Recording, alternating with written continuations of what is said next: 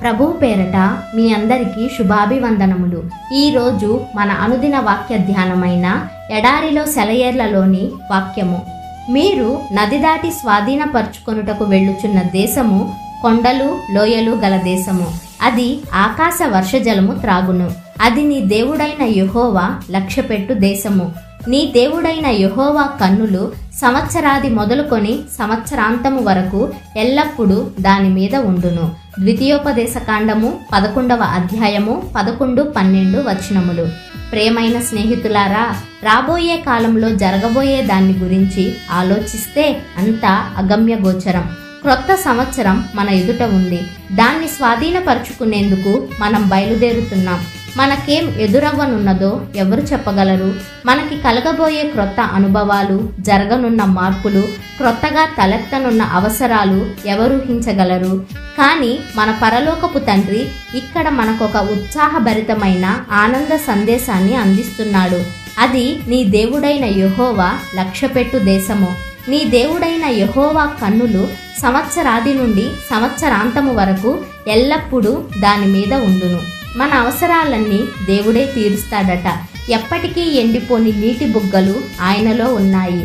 ఆనకట్టలు లేని సెలయేళ్లు, జలధారలు ఆయన దగ్గర నుండి ప్రవహిస్తున్నాయి. ముందేం జరుగుతుందో అని ఆందోళన చెందుతున్నారా?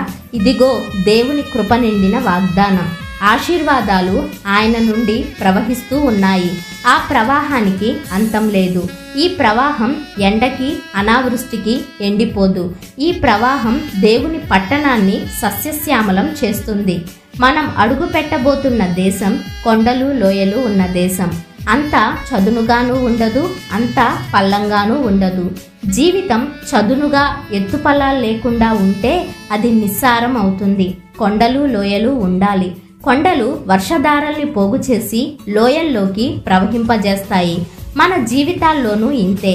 కొండలు ఎదురైనప్పుడే మనం కృపా సింహాసనం ఎదుట మోకాళ్ళుని ఆశీర్వాద వర్షధారల్ని పొందుతాము. కష్టాల పర్వతాలను చూసి దిగులు పడతాము, సణుగుకుంటాము. కానీ ఈ పర్వతాలే మనపై వర్షాలు కురవడానికి కారణం. అరణ్యంలో చదును ప్రదేశంలో ఎంతమంది నశించిపోయారో, అదే కొండలు లోయలున్న ప్రాంతాల్లో వాళ్ళంతా బ్రతికి అభివృద్ధి పొందేవాళ్ళు కదా.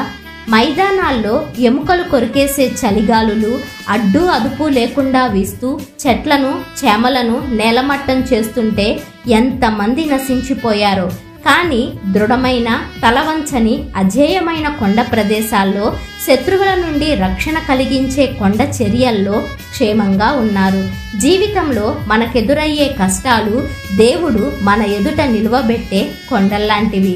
వీటి వల్లనే మన జీవితాలు సంపూర్ణమై దేవునికి దగ్గరగా మనం వెళ్ళగలుగుతున్నాము. మనకి ఎలాంటి బాధలు, వేదన, శ్రమలు ఎదురవుతాయో తెలియదు. కేవలం నమ్మకం ఉంచు. ఈ హెచ్చరికను అనుసరించి అలా చేస్తే ఈరోజు దేవుడు మన దగ్గరికి వచ్చి మన చెయ్యి పట్టుకొని ముందుకు నడిపిస్తాడు. అది మంచి సంవత్సరం, దీవెనకరమైన క్రొత్త సంవత్సరం. అగమ్య గోచరమైన దారుల గుండా ఆయన నిన్ను నడిపిస్తాడు. అడుగులు తడబడినా, అలసట పైబడినా, పైపైకి అంధకారం దారి మూసినా, గాలివానలు గోల చేసినా మబ్బులు విడిపోతాయి, ముందుకి నడిపిస్తాయి.